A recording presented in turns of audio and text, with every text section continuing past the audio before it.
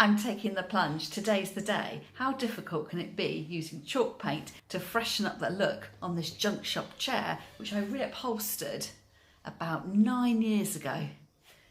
I went through a red, white and blue phase in about 2012 when it was the London Olympics, the royal wedding, and I think it was probably the Queen's Diamond Jubilee too. But now's the time to make over this chair and have it in a more subtle shade. After all, stripes and stripes don't really work together.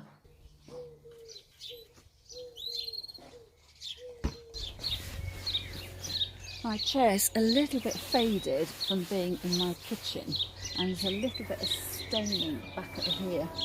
I think probably from wet bottoms after playing in the paddling pool in the garden. So my idea is I'm going to sand back the high gloss white paint here, and then either paint that white or blue, I'm not quite sure, and then to replace all this stripy upholstery with a denim blue look. I'm going to use a 120 grit sandpaper wrapped around a sanding block just to take back some of the high gloss before I start painting. I then give my chair a light wipe down by spraying some water onto an old muslin cloth just to get rid of the dust and grit from sanding down the paintwork and make sure the surfaces are nice and clean, ready to take the paint. And now it's the moment of truth. I understand the theory of what I'm going to do, and that's going to be to drench the fabric in small pieces with water before I start. And I've got my sprayer for that. And then I'm going to take my paint and water it down and paint that on and really work it into the surface and leave it to dry. This is the colour I've chosen. It's called Old Blue Eyes by French Chic. Tip that into a container, just a little bit. And then add some water. I'm going to start with probably about a 50-50 mix. Dribble of water. I think it's just a case of trial and error. So it's about the consistency of milk. I guess I won't really know until I come to put it on my fabric as to whether it needs to be loosened up a little bit or whether I need to add some more paint. So this is the nerve-wracking bit. My water seems to be running off and I can see the fabric that was originally underneath. So I'm really drenching it.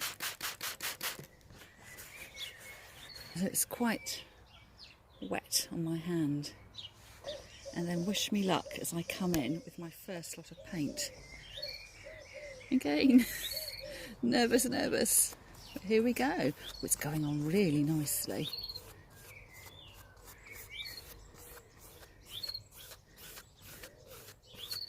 So I guess I've got my proportions right.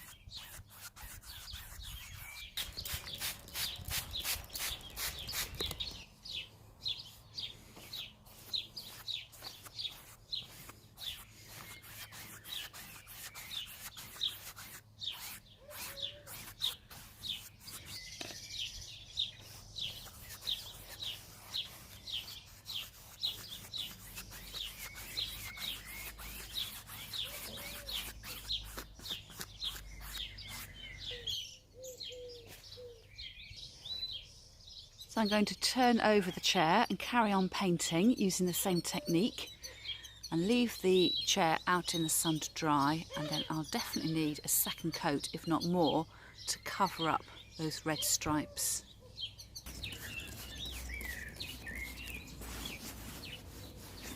The if you fancy giving this sort of project a go, I'd highly recommend working outdoors if you can. So pick yourself a nice sunny day so your paint can dry off in really quickly, and make sure you put a dust sheet down. You don't want paint on your grass, and just come and go at it. So I did this over the course of 24 hours, just doing little bits at a time, leaving drying time in between each of the coats.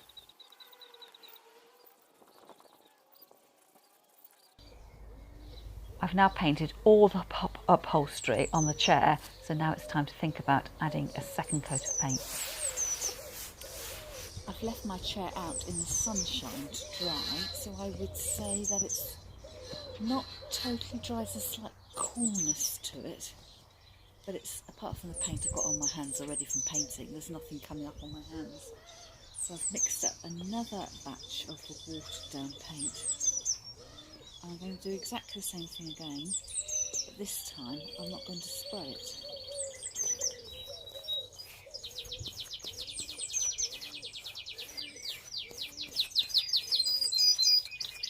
Really making sure I'm getting inside the bits on the decorative braid at the edges.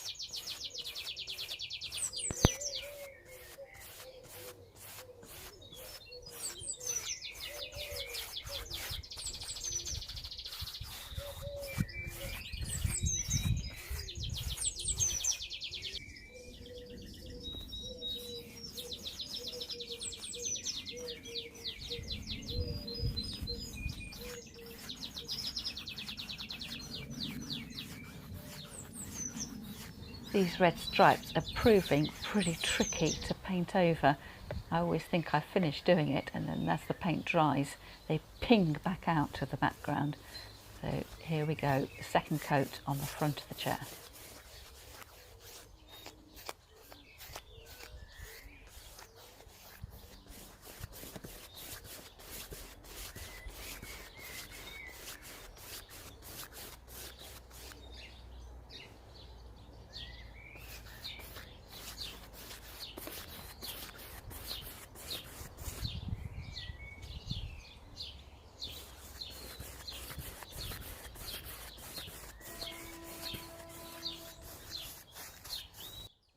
Paint's now dry, but the fabric has now got the feeling of canvas, and it's ever so slightly crunchy. So the advice that I've seen is I need to sand across the surface of the paint to bring back that smoothness to it.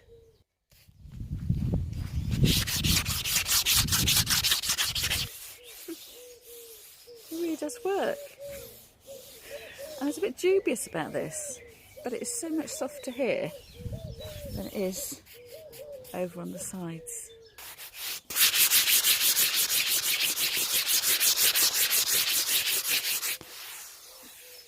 That feels much better now, and the action I was using was just as if I was wiping down a work surface or something like that.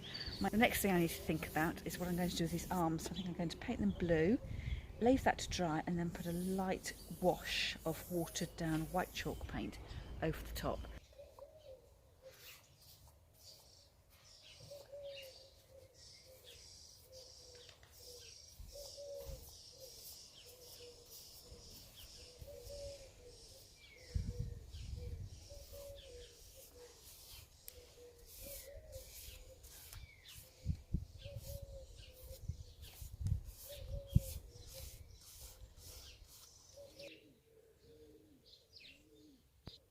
It's the following day, and I've painted the arms of my chair the same blue to match the fabric.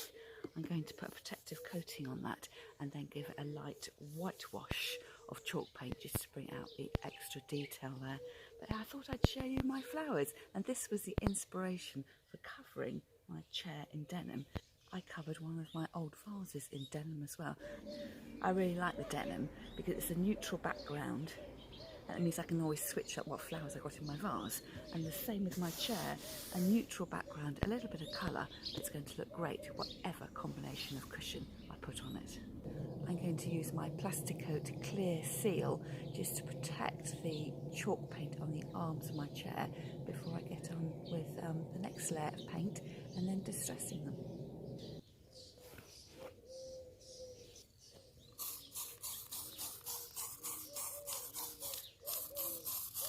Now that my sealer is dry, I'm going to mix up a wash of white chalk paint and paint it on, and then wipe off the excess with a cloth.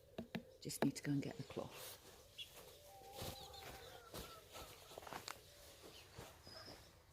So I'm going to use the Shabby Chic chalk paint and chalky white. Pour a little bit into a cup.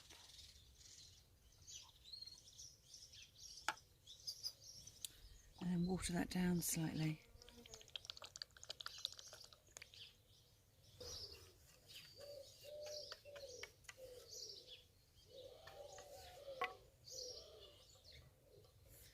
And here goes.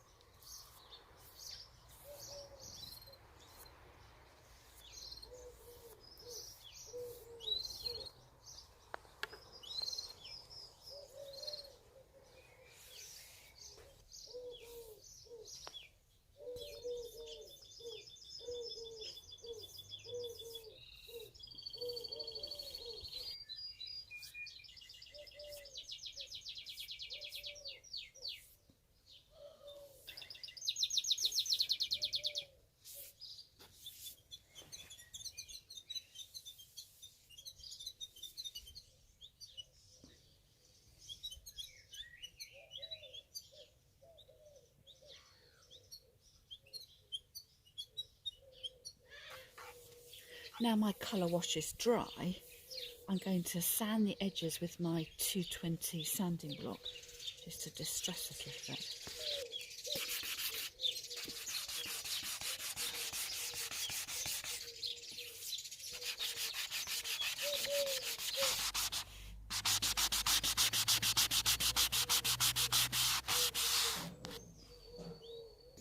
I'm going to use some Rust-Oleum finishing wax to protect my fabric and also the painted sections of my chair.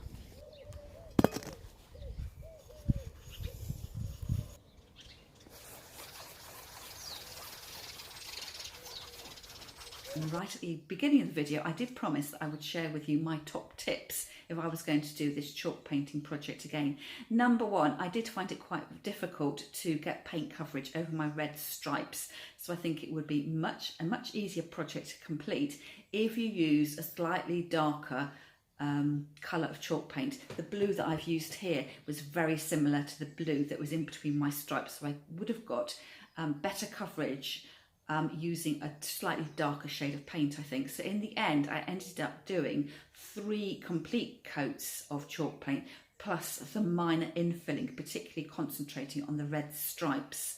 So the sort of idea that I was going to complete this project in 1 or 2 coats was a total myth, really, as far as I was concerned. My second tip would be how long do you need to leave the chalk paint to dry between coats? I just left it long enough that it felt touch dry to me. So sometimes by the time I'd finished painting 1 coat, I could retouch up and paint the second coat pretty much straight away. But I did leave quite a lot of drying time in between because I was out and about doing other things at the weekend. When I came to sand off the crusty bits with my sanding sponge, I would say go in really, really lightly. So I spent quite a lot of time making sure that I was covering up my red stripes, and then I was a bit heavy-handed with my sanding, and I was sanding the paint off my stripes. So I think it's much more of a light touch effect, almost as if you were just dusting or polishing a piece of furniture rather than full-on sanding back as if you were preparing a surface for painting. So just to be really light with your sanding.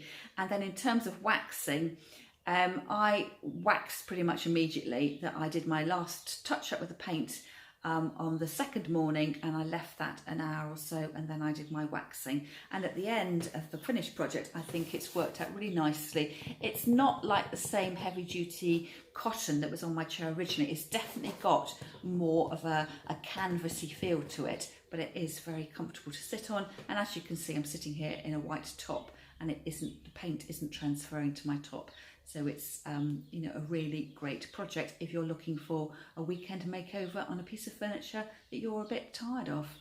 I hope you've enjoyed the video, and if you have, please give it a thumbs up, leave me a comment if there's anything I can help you with, and don't forget to subscribe to my channel. And if you like things all flower arranging and home crafts, check out my free Facebook group. I'll leave a link to it in the show notes underneath the video. And if you'd like to know more from the queen of all things chalk paint, do check out the Annie Sloan video that I watched and inspired me to tackle this project myself. I'll leave details of that video in the show notes underneath the video and also in the cards up above. That's all from me for now, and I'll see you again next time.